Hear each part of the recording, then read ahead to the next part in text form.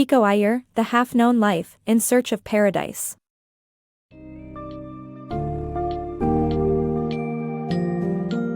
Embark on a compelling journey through Pico Iyer's The Half-Known Life, In Search of Paradise, a narrative that challenges our conventional perceptions of paradise. As you dive into this summary, expect to traverse the vivid landscapes and complex cultural tapestries of Iran, Kashmir, Jerusalem, and Sri Lanka.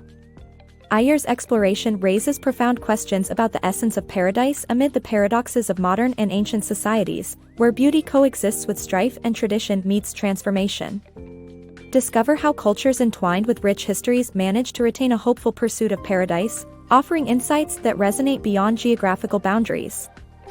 Through these passages, Iyer masterfully weaves stories of personal resilience against the backdrop of political, religious, and natural upheavals, inviting readers to reflect on the elusive nature of paradise both within and around us.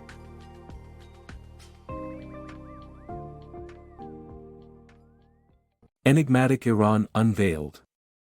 Arriving in Iran at the crack of dawn, I was greeted by Ali, an articulate guide whose polished English immediately reminded me of home.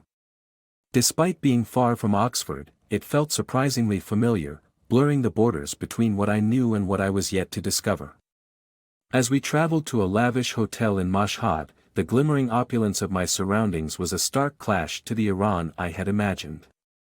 Yet, the real eye-opener was Ali's tense reaction when I mentioned visiting the Imam Reza Shrine, a revered pilgrimage site. This moment underscored the uneasy balance tourists must navigate, with some facing unexpected interrogations just before departing the country.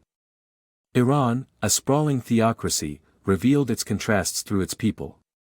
Expecting rigid views, I instead encountered cosmopolitan Iranians, including those who had sought asylum abroad, returning frequently, lured by familial bonds and work opportunities like guiding tourists.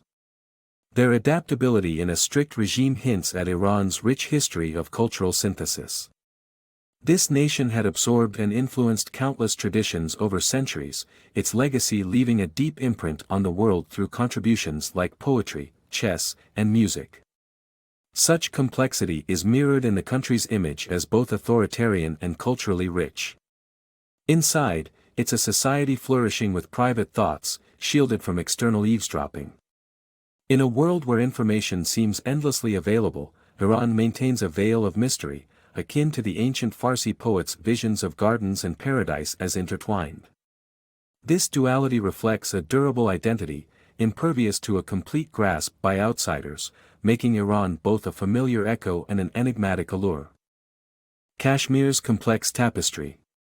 Imagine strolling through the vibrant streets of Kashmir, a land where ancient history and contemporary struggles intertwine. Once a revered center for Buddhism, where Emperor Ashoka dispatched emissaries preaching unity and harmony, Kashmir has transformed over the centuries into a battleground for power and ideology. This region, renowned for its lush valleys and breathtaking landscapes, has attracted invaders for generations, from Mughals and Mongols to Afghans and Sikhs. After the British acquired Kashmir post the Anglo-Sikh War in 1846, it was sold to a Maharaja. Fast forward to 1947, as India gained independence, the Maharaja sought military aid from New Delhi to defend against Muslim Pashtun insurgents. The result is a legacy of ongoing military presence in Kashmir, apparent in the checkpoints and armed guards amidst the bustling streets of Srinagar. Interestingly, it was a Tibetan prince in the 6th century who first depicted Kashmir as a paradise on earth, with its enchanting gardens and opulent marketplaces. His vision was later reshaped by a 14th-century Tibetan princeling turned Sufi who integrated Muslim culture into the region, setting the stage for today's political and cultural complexity. Positioned at the crossroads of Afghanistan and China, including Tibet, Kashmir remains one of the globe's most volatile regions. Despite these tensions, the ethereal beauty of Kashmir persists. Picture driving down sunlit lanes, alongside pristine waters and serene lily ponds, which encapsulate a tranquility seemingly untouched by time or conflict. In Leh, an ancient trading post along the Indus Valley, the echoes of history resonate during ceremonial processions to temples, led by pilgrims walking the same paths their ancestors once trod. Such traditions remind us of the potential perils of isolation, a theme the Dalai Lama often reflects upon when discussing Himalayan cultures. The cautionary tale of Tibet's cultural seclusion, which enabled Chinese conquest in 1949, underscores the necessity for integration with the broader world. This philosophy drives the Dalai Lama's efforts to blend Western advancements with Eastern wisdom in his Indian sanctuary. Kashmir's future teeters on this precarious balance between independence, inclusion, and isolation. While its future trajectory remains uncertain, one thing is clear: the region's tapestry of contrasts, between its breathtaking serenity and political turbulence, continues to captivate all who venture there. Echoes of Jerusalem. In the ancient, complex tapestry of Jerusalem, a city revered by Judaism, Christianity, and Islam, the myriad religious devotions create a symphony that echoes through its narrow paths. For a Hindu author, this amalgamation offers a unique vantage, surprisingly intimate, likened to a guest at a familial debate over heritage. This dynamic is vividly illustrated at the Church of the Holy Sepulchre, believed to be where Jesus was crucified. Here, a scene unfolds as Russian worshippers spill out from a small alcove, kissing revered icons, while Armenian monks initiate thunderous chants that reverberate off ancient walls. Above them, Franciscans conduct their evening prayers in an intricate overlay of devotion. Meanwhile, Chinese Christian pilgrims flip through sacred texts in Mandarin, adding yet another layer to the spiritual chorus. Across the way, at the secluded chapel of St. Michael, Ethiopian Christians chant softly, their voices a gentle contrast to the raucous energy below. Though officially owned by the Coptic Christians due to complex political entanglements, both sects assert ownership, often erupting in conflict severe enough to require intervention from the Israeli Supreme Court or Jordanian authorities. This ceaseless competition over faith and space extends to the Western Wall, where Jewish worshippers tuck handwritten prayers into the stone crevices, swaying rhythmically as they welcome the Sabbath with heartfelt songs. Here, hope persists amid a history rife with discord and dreams. Strolling through Jerusalem's vibrant streets, one encounters a Coptic priest, delineated by his black scuffia and golden crucifix, weaving through throngs at the Western Wall. These stones have stood for almost 2,000 years, anchoring the modern city to its storied past. The people dwelling within Jerusalem's embrace have grown accustomed to the juxtaposition of countless belief systems, cultivating patience in the face of complex dilemmas that plague the region today. What captivates the author is not merely the city's turbulent past but how alive its streets are now, how they teem with laughter, music, and characters seemingly drawn from history books, mingling alongside contemporary shops and eateries. Jerusalem's enduring spirit embodies the constant interplay of tradition and transformation, a testament to the city's rich heritage and vibrant present.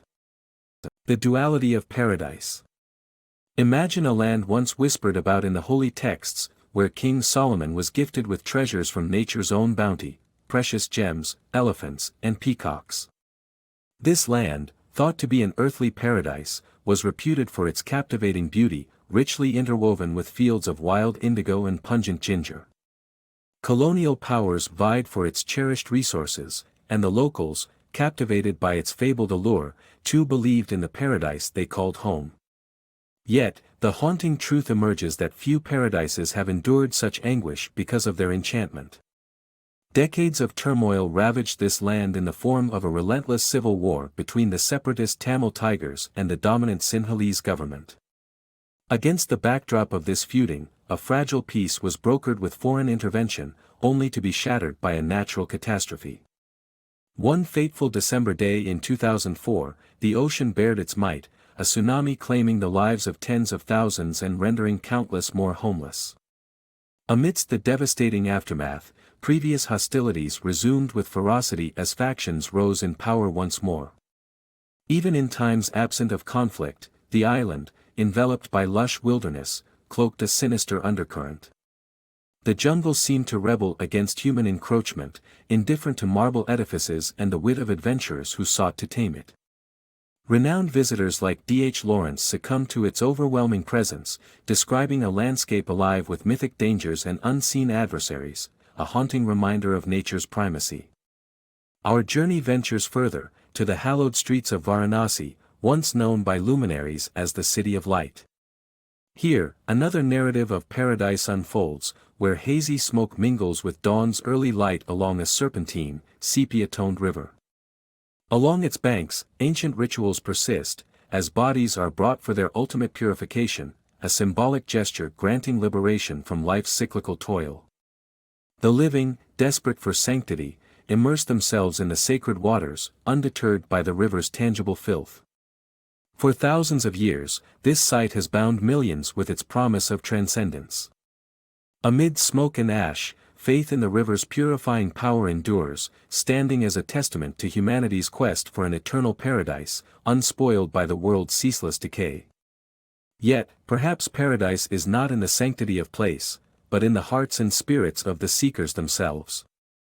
It might be found within those who venture beyond life's ephemeral hold, riding the celestial currents to a peace everlasting.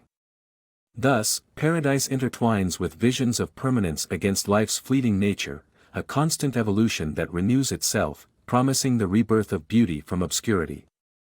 Concealed within the world's chaos lies a lotus, waiting patiently for the moment to rise and illuminate the world once more.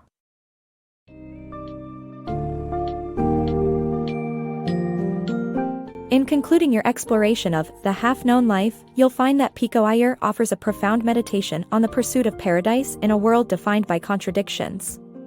The book traverses the dichotomies of sacred and secular, tradition and modernity, revealing the tenacious spirit of cultures striving to hold on to their ideals despite pervasive turmoil.